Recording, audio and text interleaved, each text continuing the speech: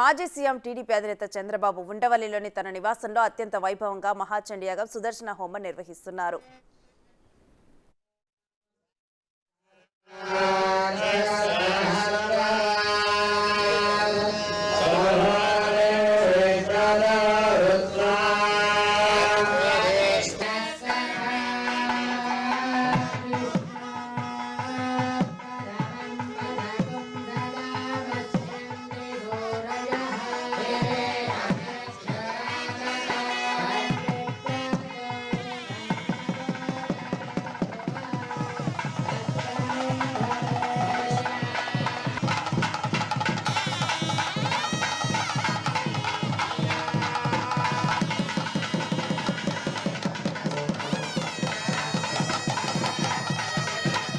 మూడు రోజులుగా ఈ హోమాలు జరుగుతూ ఉండగా ఇవాల్టితో హోమక్రతువు ముగియనుంది. గుంటూరుకు చెందిన వేద పండితులు శ్రీనివాసాచార్యుల ఆధ్వర్యంలో 40 మంది ఋత్వికులు చంద్రబాబు భువనేశ్వరి దంపతులతో ప్రత్యేక పూజలు జరిపిస్తున్నారు.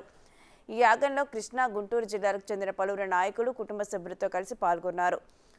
రాష్ట్రం సుభిక్షంగా ఉండాలని, ప్రజలకు మేలు జరగాలని ప్రార్థించారు చంద్రబాబు దంపతులు. सर्वभूतेषु श्रद्धारूपेण संस्थिता भूतेषु कान्तिरूपेण संस्थिता नमस्तस्यै नमः स्वाहा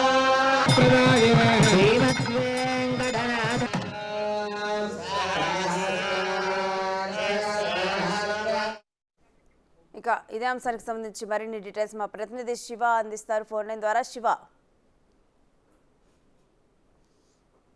చంద్రబాబు 3 రోజుల పాటు కుటుంబ సమేతంగా కూడా ఆయన నివాసంలో హోమాలు నిర్వహిస్తున్నారు. ఇప్పటికే 5 రకాల హోమాలని ఆయన నిర్వహిస్తున్న పరిస్థితి కనిపిస్తా ఉంది. మొన్న నిన్న ఈ రోజు ఈ రోజు మధ్యాహ్నం పూర్ణాహుతితో హోమాల ఘట్టం ముగిసిపోతోంది. ముఖ్యంగా తెలుగు రాష్ట్రాలు సుభిక్షంగా సురక్షంగా ఉండాలని చెప్పి కోరుతూ, తెలుగు ప్రజలు ఎల్లవేళలా ఆనందాలతో ఉండాలని కోరుతూ కూడా ఆయన ఈ హోమాలు చేస్తున్నట్లు కూడా ఆయన చెప్పిన పరిస్థితి కనిపిస్తా ఉంది. ఈ రోజు పూర్ణాహుతి సందర్భంగా తెలుగుదేశం పార్టీ నేతలు, ముఖ్యమైన కార్యకర్తలకు కూడా కొంతమందికి ఆహ్వానం పలికారు.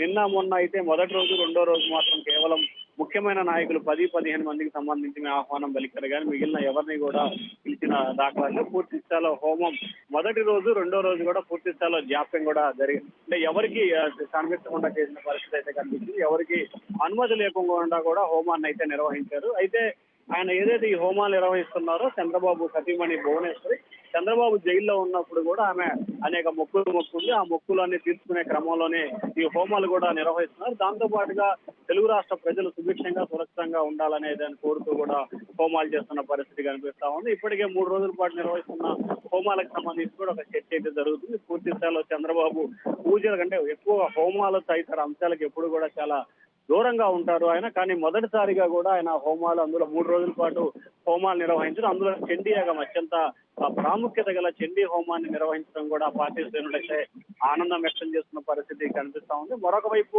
తెలుగుదేశం పార్టీ నేతలు, కార్యకర్తలు కూడా ఖచ్చితంగా చంద్రబాబు చేస్తున్న పూజలు ఫలిస్తుంది, ఖచ్చితంగా నిర్దోషిగా బయటికి రావడంతో పాటు 2024 ఎన్నికల్లో తెలుగుదేశం పార్టీ అధికారంలోకి రావడం ఖచ్చితంగా తథ్యంగా కనిపిస్తుంది. దానికి ఈ హోమాలు ఎంతో ఉపయోగపడతాయని చెప్పి చెప్తా ఉన్నారు. ఎందుకంటే గతంలో కేసీఆర్ గాని, జగన్ గాని, తాజాగా తెలంగాణ ముఖ్యమంత్రి రేవంత్ ఇట్లా వరుసగా ఈ హోమాలు కూడా ముఖ్యమంత్రులు అయినట్టు కూడా చెప్తుంది.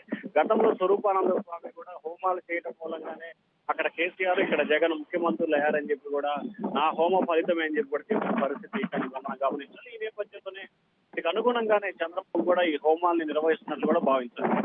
Right, thank you Shiva.